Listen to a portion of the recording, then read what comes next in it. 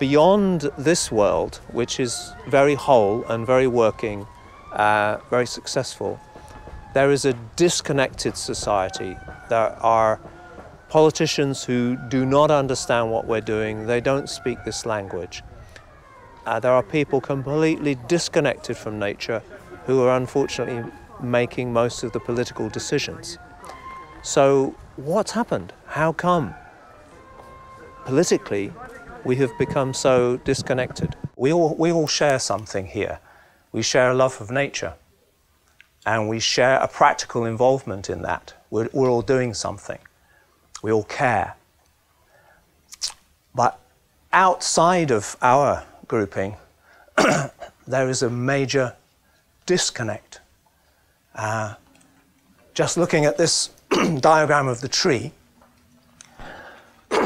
how many of you would sacrifice all of that if your life depended on it? There's a survival issue. What would you die for? If somebody said, you have to sacrifice all that or civilization will not survive, how many of you, where would you lie? Where would I lie, actually, when it really came down to it? Indigenous peoples experience the wholeness of the forest. Nothing there would be new to them. And I guarantee no indigenous person living close to nature would sacrifice all of that for mere survival. And why am I making this point? It's because the environmental movement that I have belonged to, and I used to be involved right at the front edge with Greenpeace in the 80s, are now saying precisely that. We hear it all the time. The survival of humanity is at stake, and we have to be prepared to sacrifice the beauty in order to survive. And that little bit down here, which nobody came up with actually, Eric had to prompt you, oak trees or trees store carbon. Carbon has become a global currency. It's become a global movement. Every government, every science institution, every bank. Al Gore wanders the planet like the Pied Piper, bringing in millions and millions of young people. He doesn't tell them he's a carbon currency banker with vast investments, and that carbon will trump all the currencies and gold. What is carbon about? What's the message that's coming through? The message is based on fear. It's based on economy. It's based on survival of civilization. And I have met people who I think should know better, saying, the landscape has to be sacrificed to save people in Bangladesh, to save our civilization. We, as a community, are going to be asked to choose. And that's going to be the deal. And at the moment, the planning regulations are being changed such that development in the countryside gets the nod over and above the kind of values that we've been talking about. And we're on a losing wicket. If you were up in Scotland, you would know that.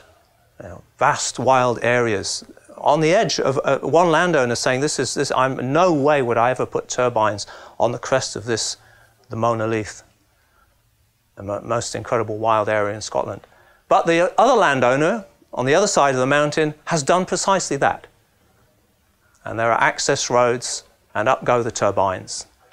And there's no balance, there's no integration, there's no real looking at all of this, because politically, we as a community have virtually no clout within the dominant culture. The dominant culture is completely disconnected from everything that we have been talking about. It doesn't mean they don't love nature. The British are famous for loving nature and for loving animals. What it means is that if they have to choose, or they are in some way persuaded, I was going to say deceived, There are a lot of deception merchants. I personally think there's a lot of deception going on. But let's just say persuaded. If they are persuaded that it is an issue between progress, survival, and beauty, then they're going to choose survival. Somehow our cultural inheritance has disconnected us from our feeling nature and a more intimate relationship of nature as that imparts something to us of great spiritual value that we would be lost without. It's partly also a patriarchal thing. The divinity that we've grown up with is almost like an absent father who we're continually trying to find. Whereas the mother, and that's what nature actually means in the Latin, and that was a point I made about language. Actually, nature means she who gave us birth. Natura is Latin. We don't even know that. Most nature conservationists don't know what they're conserving. They're conserving the mother. So it's a word from imperial Roman times. The invaders brought it here. For many centuries, it was illegal to speak our own language. You could not get an education unless you knew Latin. So we had a kind of religion state that was operating. And that religion went very well in hand with the empire. And so we're disconnected. When you go out and look at nature or feel nature or whatever, what are you feeling? The language will not tell you, because unless you're a Latin scholar, you don't know what it means. It means she who gives birth, natura, nativity, natal.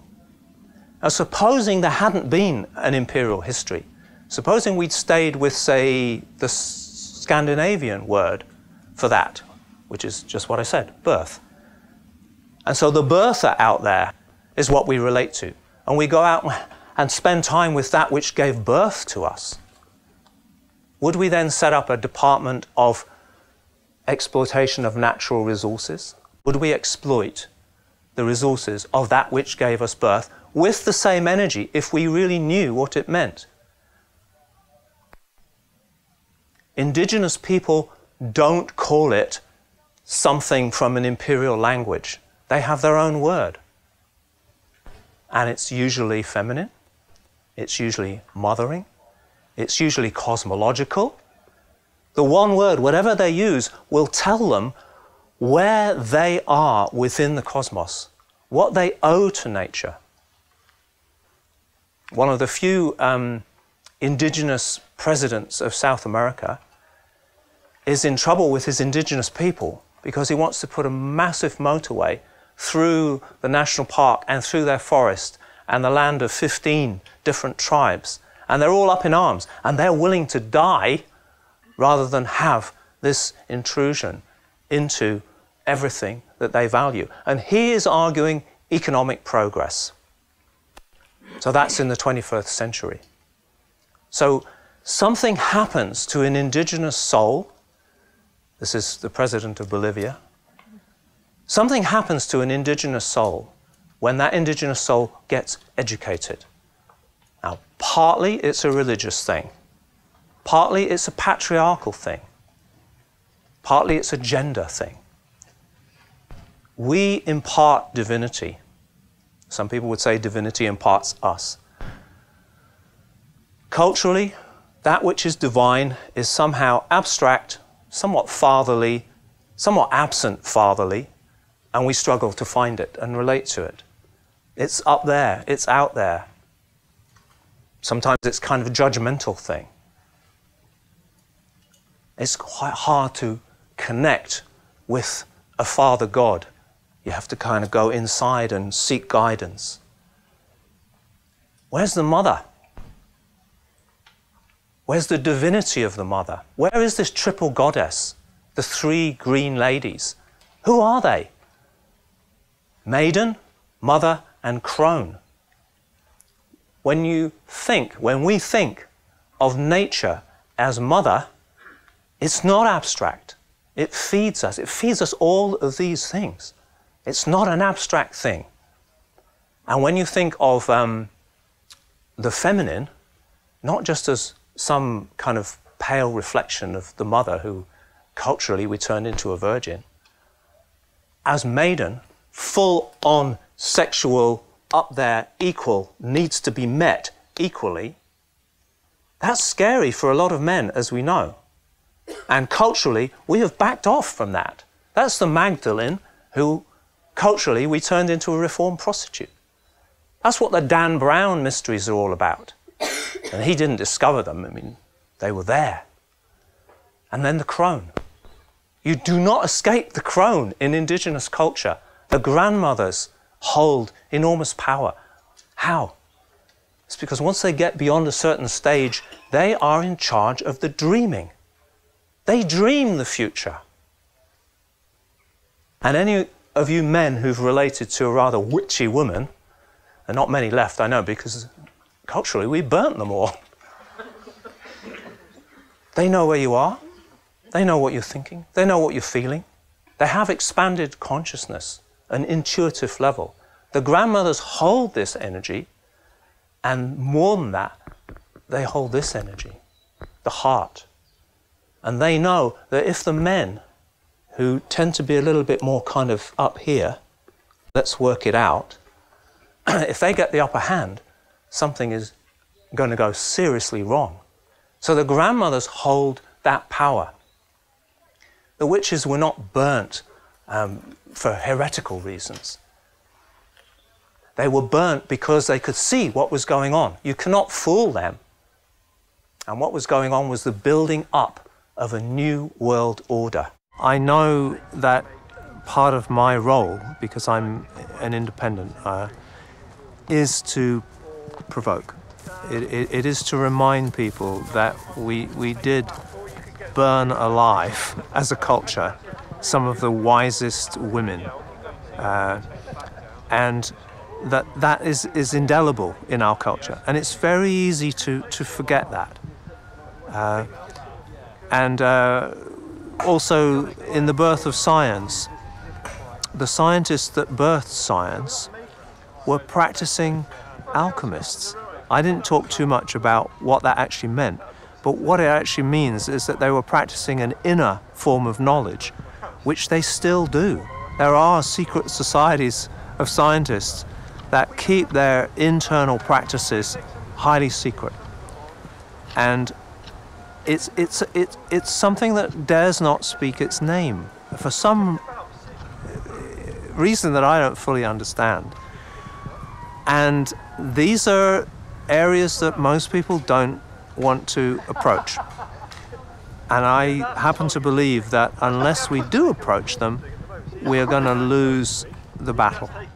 Under the name of scientific truth, science will get you to look at a tree in a particular way. Ecologically, ecosystems, ecosystem services. It will not encourage you to close your eyes and listen to what the tree is telling you.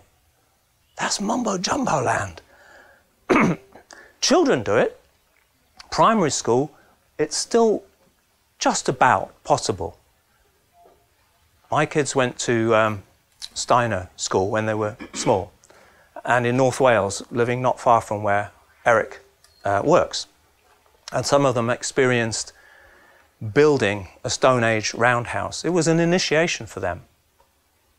And to be in a storytelling environment was an initiation for them, and me as well. Eric's more than a storyteller, he's an initiator. New experiences, expanded consciousness. It was an amazing experience when that structure was finished to watch of an evening when the sun had gone down and you're half a mile from the nearest road and there's just little villages scattered in the wild forests and the mountains, for people coming in. 70 of them came in one evening, double circle, to listen to some Irish storytellers. And the campfire, the fire in the middle, and the light on everyone's faces, and the wide-eyed children's eyes, and the grandmothers present. That was an initiation for me because it connected me to something that I had no experience of at all, from my own schooling and my own lack of community, and my own university education and my own scientific education. So what does science do? It's good. I am a scientist. I respect science. At the same time, it is not the whole story. Yet, you have a scientific education. Once you get beyond primary school, all of that kind of heart stuff starts to diminish. And you're starting to track into this territory. Or is it that one? The left brain. We amputate half of our brain. And our leaders are amputated brain cases. The bankers, the industrialists, the scientists. That's the problem. That is the problem. The answer to a more sustainable, I hate the word, but if we are really to progress, is not about survival. It's really about the quality of humanity that's at stake here. And we will lose that quality of humanity if we lose our forests. If they just become plantations, if these old amazing oak trees disappear, and if we keep these because we're rich enough to afford to keep them, and then we imperialize all of the other forests around the world, and they become plantations to provide biofuels for our survival, we have lost.